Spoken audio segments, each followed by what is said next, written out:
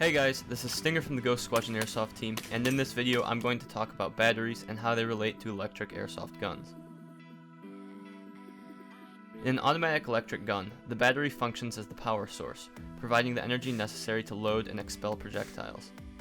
On the most basic level, the battery stores energy in the form of chemical energy. When the gun is fired, the chemical energy is converted to electrical energy, and thus electricity is fed to the motor, which converts the electrical energy to kinetic energy. This kinetic energy is used to load and expel the BB projectiles. Batteries vary in many ways, and thus various metrics are used to quantify their properties. The first and often most relevant metric for airsoft batteries is voltage. Voltage is the electrical energy difference of a charge transported between 2 points. Imagine 2 points, one with a high electric charge and another with a low electric charge. Voltage is the difference of electric potentials between the 2 points. When you apply this model to a battery and motor, voltage acts much like the pressure of water in a hose. The more voltage the battery can supply, the more pressure it will have, and thus the more electrical charges it will be able to supply to the motor. Thus, higher voltage equates to a faster spinning motor. In an airsoft gun, a higher voltage battery will allow for a higher rate of fire and a faster trigger response.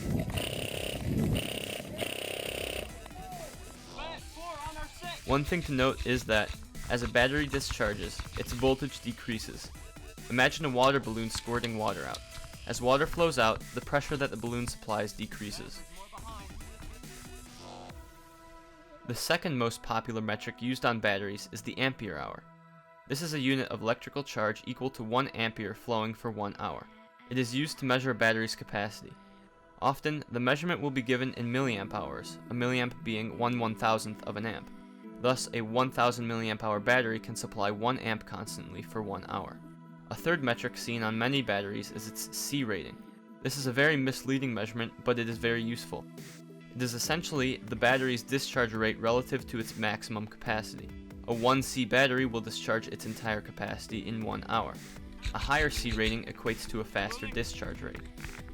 This metric becomes very important when considering electrical arcing inside the trigger contacts of an AEG, as higher discharge batteries will be more likely to cause arcing.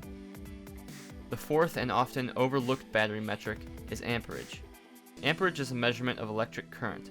The higher a current's amperage, the stronger it is. Thus, amps are very important when taking into account AEGs that must pull back strong springs, as more energy is required to do so. Batteries can safely supply up to a certain amperage. However, a battery's amp supply is not often shown on the batteries themselves. Despite this, the amperage supply of a battery can be easily calculated from the battery's capacity and C rating. Because the C rating is the discharge rate relative to the battery's capacity, multiplying the two will give the battery's peak safe amp output. So a 1000 milliamp hour battery with a C rating of 20C can safely supply 20,000 milliamps constantly, or 20 amps. Higher amperage supplies are needed to pull back stronger springs or to supply less efficient gear ratios. Now that we've gone over the basic properties of batteries, I can explain how batteries differ in chemical structure. As batteries store chemical energy, their chemical makeup is very important. Batteries store energies in cells, and cells can be bundled together to increase capacity and voltage.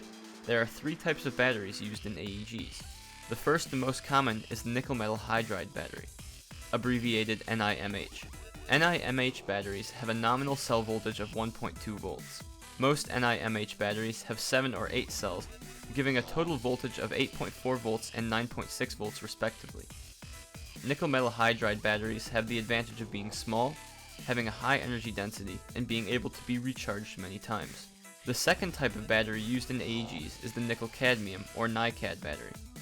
Like nickel metal hydride batteries, NiCad batteries have a nominal cell voltage of 1.2 volts, and are commonly used in airsoft guns at 8.4 volts and 9.6 volts. However, NiCad batteries have a lower energy density than nickel metal hydride batteries, and thus are often larger. The main advantage of NiCad batteries is that they can be recharged many times before losing their ability to hold energy. They are also more difficult to damage, making them ideal for use in rough situations. The third and newest variety of battery is the lithium polymer battery, or LiPo. These batteries are very energy dense and have a nominal cell voltage of 3.7 volts, over triple that of nickel metal hydride and NiCad batteries. This means that they can be made very small and still provide the same amount of energy. Likewise, a large LiPo will be able to supply huge amounts of power for a long amount of time. Another advantage of the LiPo is that it has a very constant power curve. As it discharges, it does not lose efficiency as much as nickel metal hydride and NiCad batteries do. However, it drops steeply once it reaches the end of its capacity. The main disadvantage to LiPo batteries is also what makes them so great: their chemical structure. Due to the chemical nature of LiPo batteries, discharging them to below a certain voltage will cause damage to the cells, causing them to be unable to recharge. Thus, you should never completely discharge a LiPo battery. Lithium polymer batteries are also more volatile. If they get too hot or if they are damaged, they can ignite or explode. It should also be noted that combining lithium and water chemically releases hydrogen gas and lithium hydroxide, as well as a large amount of heat, which can easily start a fire. Because they are so volatile, LiPo batteries require special care. To be used safely, their cells must all have equal charges. Because of this, a balancer must be used after or during charging. LiPo batteries should always be charged with electronic smart chargers, preferably with built-in balancers. People often ask me what battery they should use, and because there are so many options, it is difficult for me to recommend one for them. Selecting anything should be requirement-based, and to know what you require, you must understand what you are selecting. Hopefully this video gives you the understanding to discern for yourself what battery will work for your setup. For my Wraith, I am currently using a TeknoAXE Propel 11.1 volt 5000 mAh 25C LiPo battery. While it is large, its massive capacity and high amp output allow my Wraith to perform best for long periods of time without having to swap batteries. I have modified my Wraith's butt plate to allow the battery to be mounted externally with shock cord. It fits very well on the crane stock and does not interfere whatsoever with my manipulation of the gun when shooting from both my left and right hands. Blacked out with electrical tape, it is so low profile that most people don't even notice it. Again, I hope this video was informative and helpful. Thank you for watching it, and I'll see you guys later.